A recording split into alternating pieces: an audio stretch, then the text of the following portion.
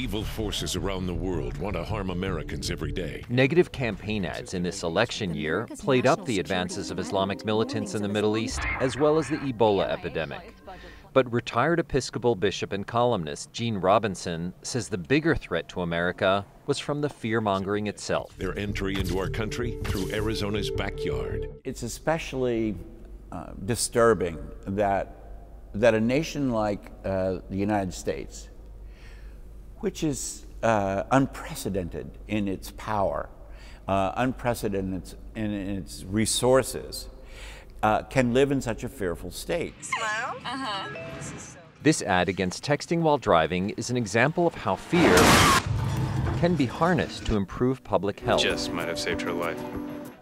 But at a recent conference of medical and other anthropologists in Washington, Doug Henry of the University of North Texas said the quarantines imposed on aid workers returning from Africa failed to do that. What we have seen, unfortunately, in this epidemic is that if you have just fear and just fear messaging in the absence of any kind of self-efficacy messaging, in other words, messaging that shows people how to handle a response, it can actually have very maladaptive social behaviors. So driving the epidemic underground, mass panic, hysteria.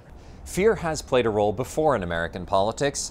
In 1933, President Franklin D. Roosevelt gave his inaugural address there in front of the Capitol, and he declared, "The only thing we have to fear is fear itself."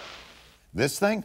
Holy Popular comedian Jon Stewart maintained that in 2014, the news media magnified the danger. Of attacks in the U.S. If you've been paying attention to the news lately, you might have heard we're all going to die. You know, there's always a level of uncertainty and fear in any culture. Gregory Button of the University of Tennessee, Knoxville points out there's no mass hysteria over car accidents, one of this nation's leading causes of death. Cultures selectively choose which social problems they're going to focus on, and sometimes it seems irrational. While radical Islamists threatened to While political ads and media played up foreign threats, surveys showed Americans were much more concerned about job security and the economy. Jerome Socolovsky, VOA News, Washington.